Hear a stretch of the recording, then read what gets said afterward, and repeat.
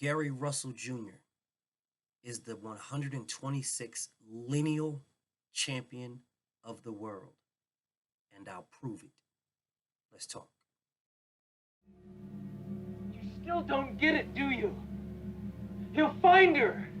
That's what he does. That's all he does. You can't stop him. He'll wait for you, reach down her throat, and pull her fucking heart out.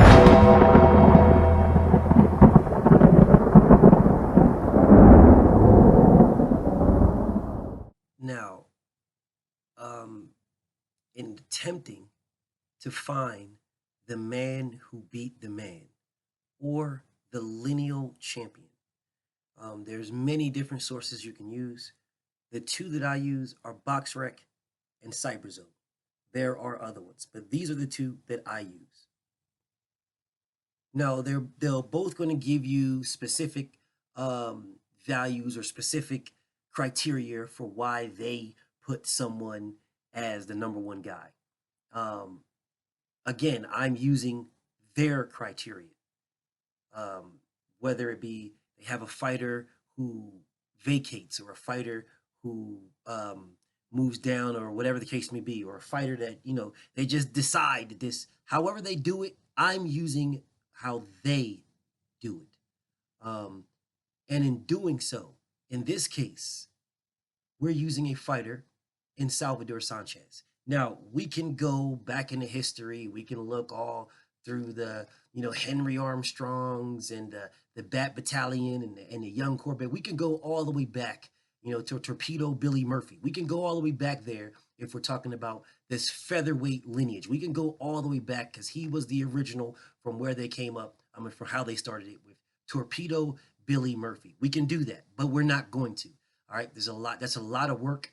And that's a lot of research. What we're going to do is we're going to start with someone who is universally recognized as the lineal featherweight champion. That is, again, Salvador Sanchez. All right, he became the lineal champion in 1980. He reigned until his car crash, his car death, in 1982. This is where things get a little bit murky, but I'm going to clean this up now. In order to establish a new lineal champion or a new the man, in order to establish that, it's universally recognized that number one needs to fight number two. A lot of people say, "Oh no, when it's messed up, you need to create an undisputed champion first, and that guy is a lineal champion." Now there is cases where a lineal champion, this can happen. A lineal champion has no belt at all, but he's already been established. So then all of a sudden, someone becomes a lineal champion. I mean, someone becomes an undisputed champion, but they're still a lineal champion.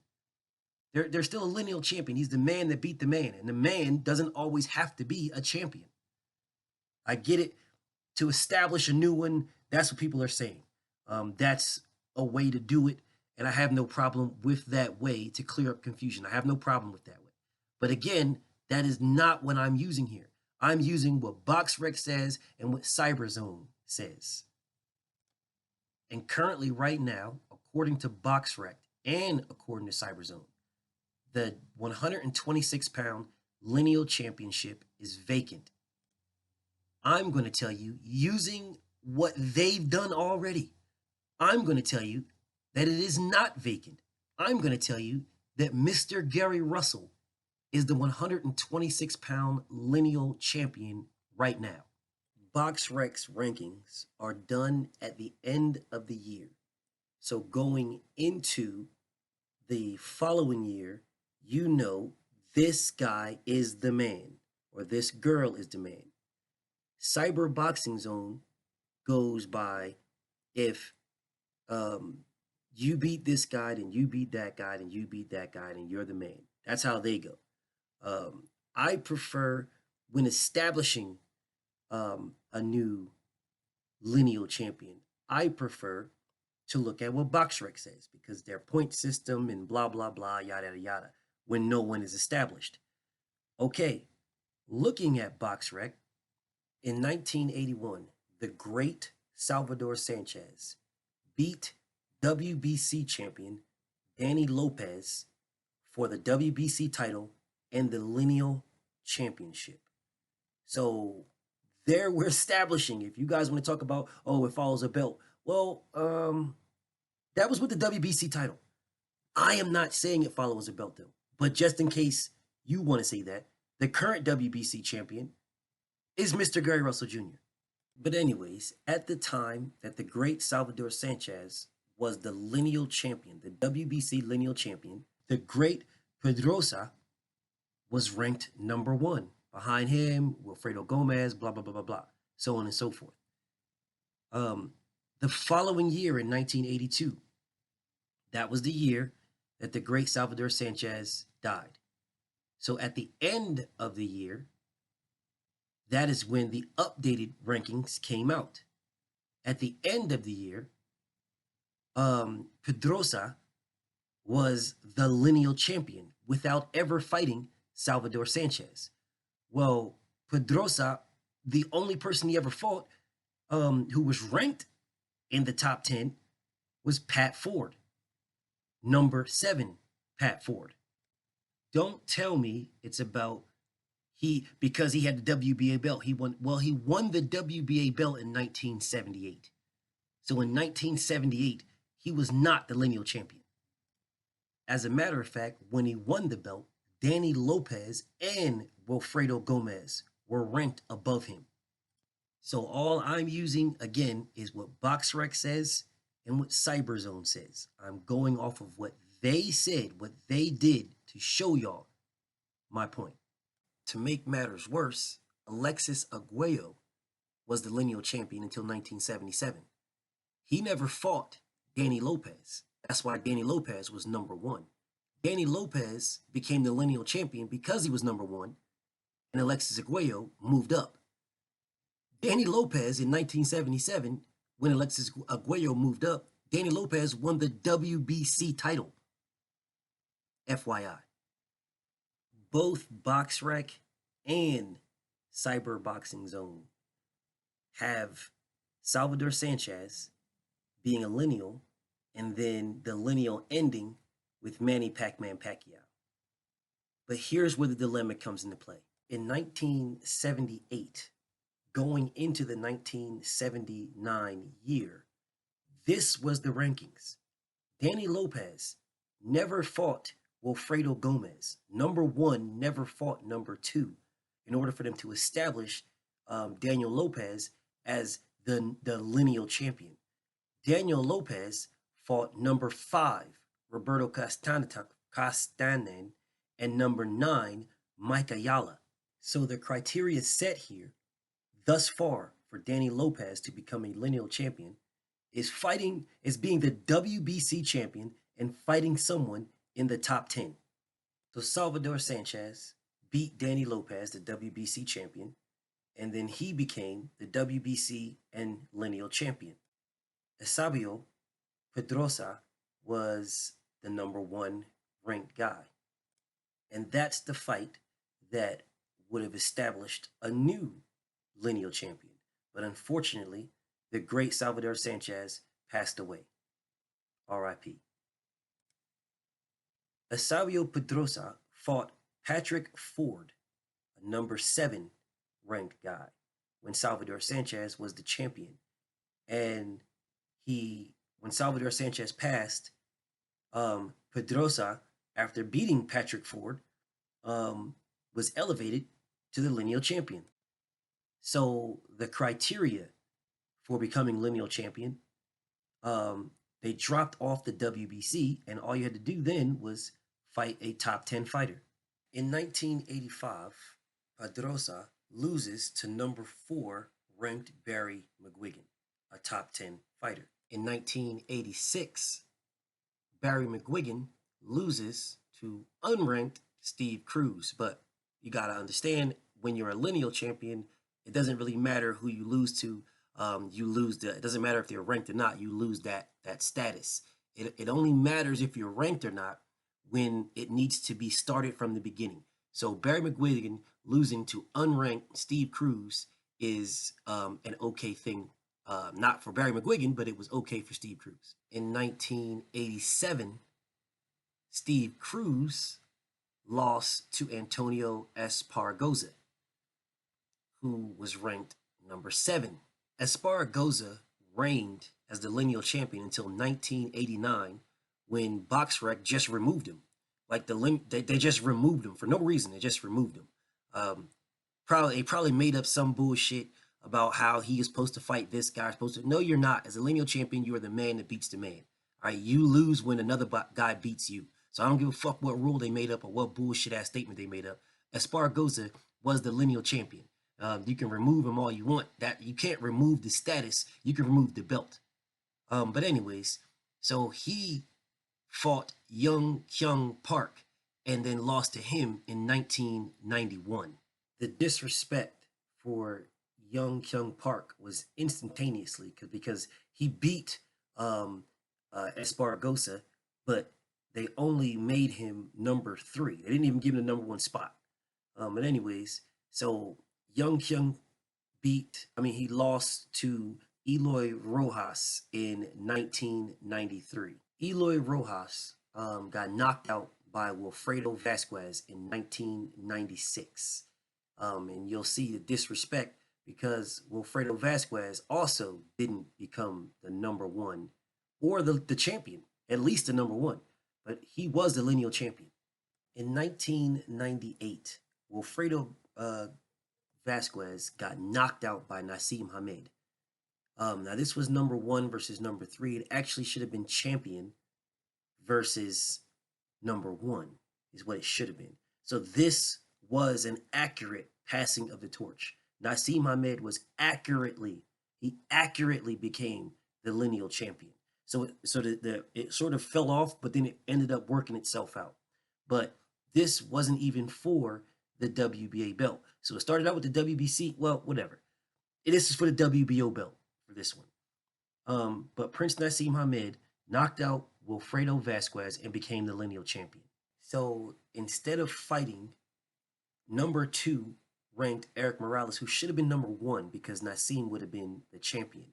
So Eric Morales would have been number 1. So instead of fighting the number 1 guy, or in this case, to establish the lineal champion, number 1 fighting number 2, instead of him fighting that, whichever way you want to slice it or dice it, he fought then number 1 ranked Marco Antonio Barrera at junior featherweight. And the belt that was on the line was the vacant IBO belt. He fought the guy from 122. Now, again, it doesn't matter who you fight. Once you're the lineal guy, it doesn't matter who you fight. If you're a lineal guy and you fight a guy 57 pounds bigger than you, 90 pounds bigger than you, or 90 pounds smaller than you, and you get your ass whipped, then the guy that beat you is the new lineal champion. All right. But in this case, it turned out correctly. However, looking at how they had him ranked, number 1 didn't fight number 2. Number 1 fought a guy moving up from a whole different division. So in order to reestablish the so-called vacant title, in order to reestablish the vacant title, Naseem Hamed was supposed to fight Eric Morales. Instead, they reestablished the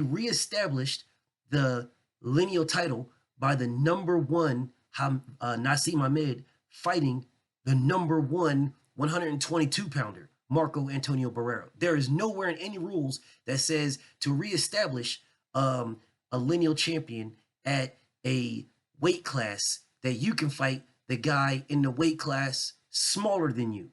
So that just established a new criteria.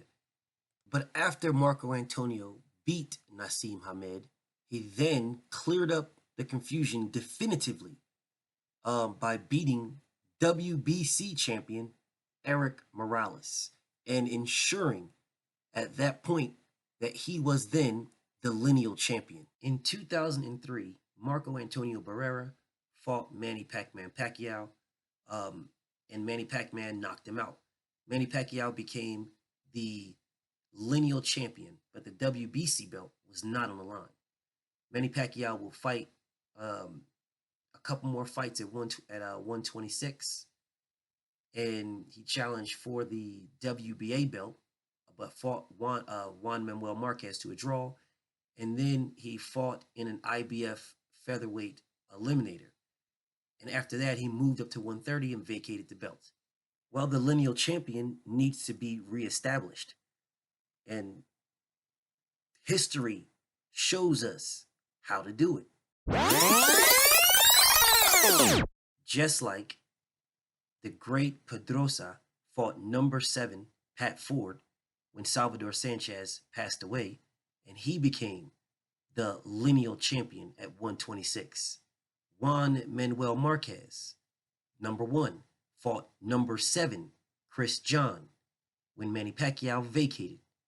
There is your new lineal champion, Chris John, who beat Juan Manuel Marquez. In 2013, Chris John lost to Simpaway Villeka. So Simpaway Villeka is the new lineal champion. In 2014, Simpwepe Villeka lost to Nonito Donaire. Nonito Donaire became the 126-pound lineal champion. At the time, if they wanted to reestablish the lineal championship, Johnny Gonzalez could have fought Nicholas Walters if they had some type of issue with the lineal status as what it was. But that fight didn't happen. In Nonito Donaire's very next fight, Nicholas Walters knocked him out. So Nicholas Walters, being number 2, he then became the actual lineal champion. But again, if they wanted to clear up any type of thought process that they had, all they had to do was have Nicholas Walters and Johnny Gonzalez fight each other. But after Nicholas Walters knocked out Nonito Donaire, he then vacated 126 and moved up to 130. Well, the lineal champion needs to be reestablished. And again, history shows us how to do it. Just like Naseem Hamed didn't fight number 2 Eric Morales to establish himself as the lineal champion, Johnny Gonzalez didn't fight number 2 Nicholas Walters. Naseem Hamed fought Marco Antonio Barrera, who was not ranked anywhere on here, lost, and Marco Antonio Barrera became the lineal champion. Johnny Gonzalez did not fight Nicholas Walters or anybody else ranked on here. He fought Mr. Gary Russell Jr. and he lost. And that is when Mr. Gary Russell Jr. became the WBC champion, just like Danny Lopez, to start the lineal line all over again. Then he solidified it by beating a top 10 opponent in Jojo Diaz, just like Donnie Lopez did. And to solidify it even more, Gary Russell's next opponent, just like Naseem Hamed, fought Marco Antonio Barrera, the number 1 guy at the smaller weight of 122. Mr. Gary Russell is fighting Ray Vargas, the number 1 guy at 122. He is the 126-pound lineal champion right now. BFTB. Shout out to the LDBC. And I'm out.